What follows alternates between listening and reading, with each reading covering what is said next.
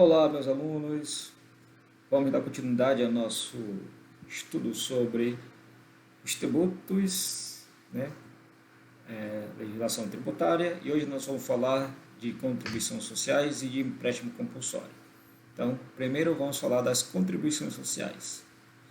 Então, em ordenamentos constitucionais passados eram denominados contribuições parafiscais. Então, antigamente, o nome dessas contribuições sociais eram chamadas de contribuições parafiscais.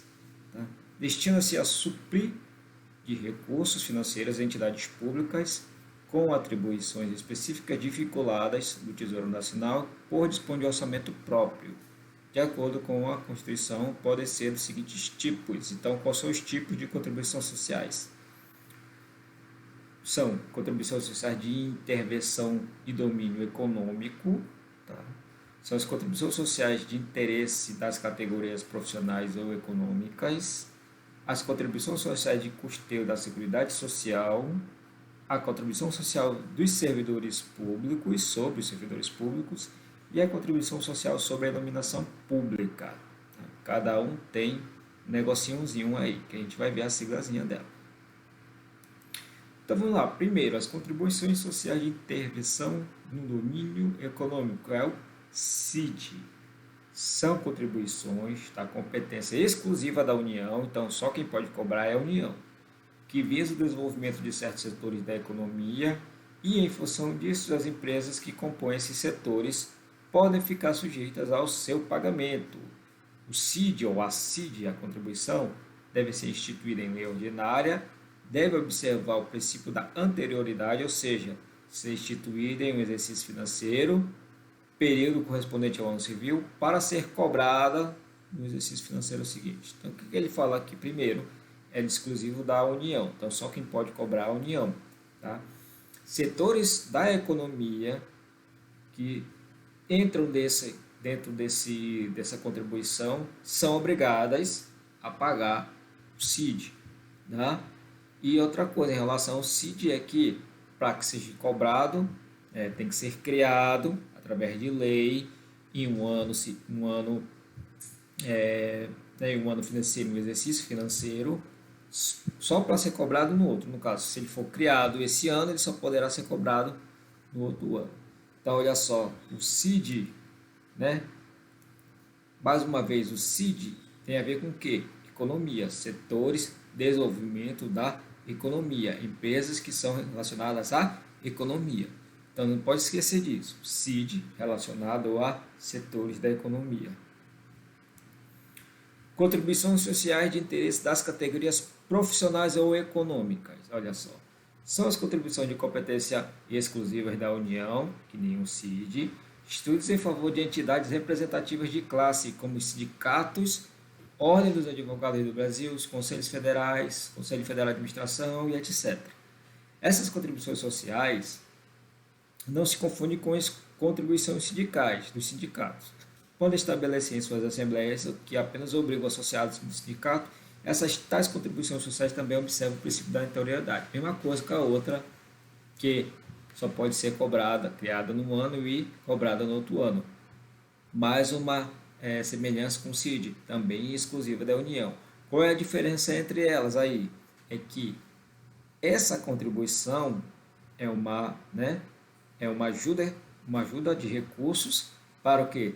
Os conselhos federais, Conselho Federal de Medicina, Conselho Federal de Administração, Conselho Federal de Contabilidade e outros, OAB e todos esses outros aí, todos os conselhos federais, são de categorias profissionais ou econômicas, tá certo? Então, contribuição social de interesse das categorias profissionais e econômicas tem relação diretamente com os conselhos federais, tá certo?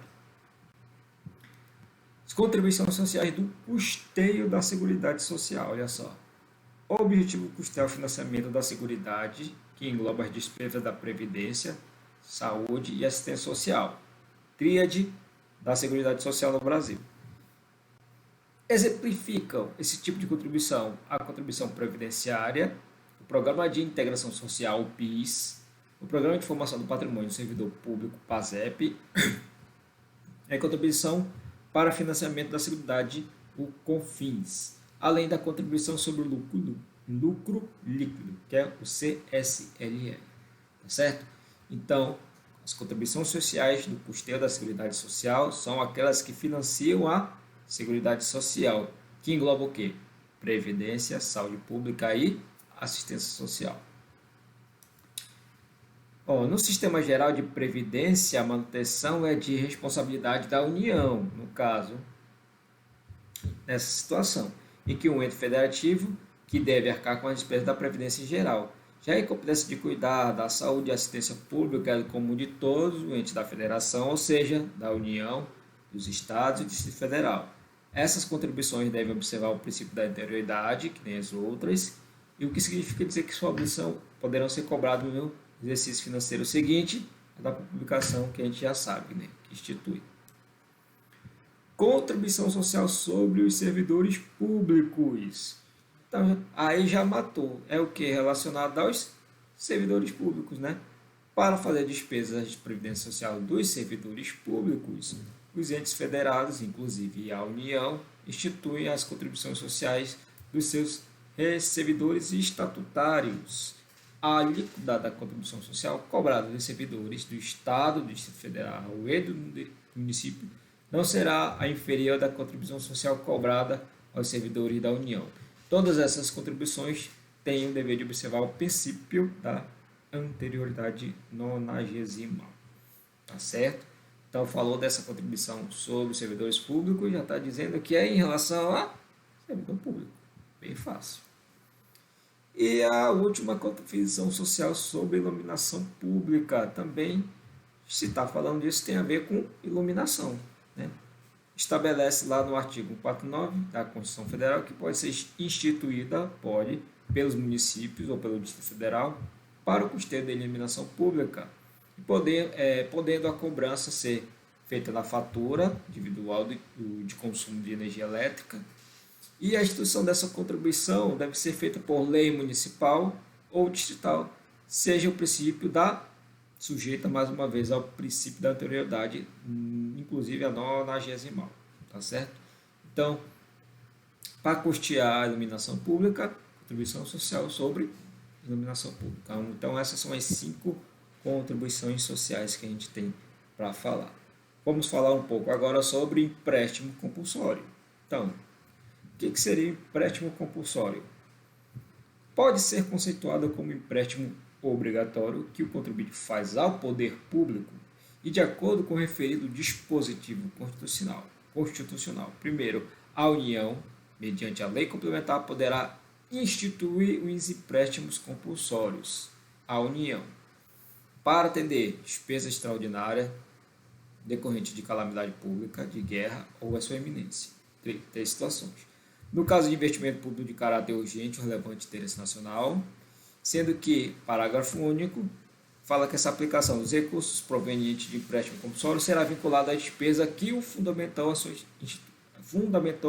a sua instituição. Então, para ser criado, tem que atender esses 2 primeiros itens e a aplicação dele tem que ser compulsória, que é obrigatória, vinculada diretamente em uma dessas situações que a gente viu aí, na primeira ou na segunda, tá certo? Assim, face da disposição constitucional, podemos afirmar que o empréstimo compulsório tem os seguintes pressupostos. Então, quais são as características dele? Que é o mesmo que pressupostos. Competência exclusiva da União.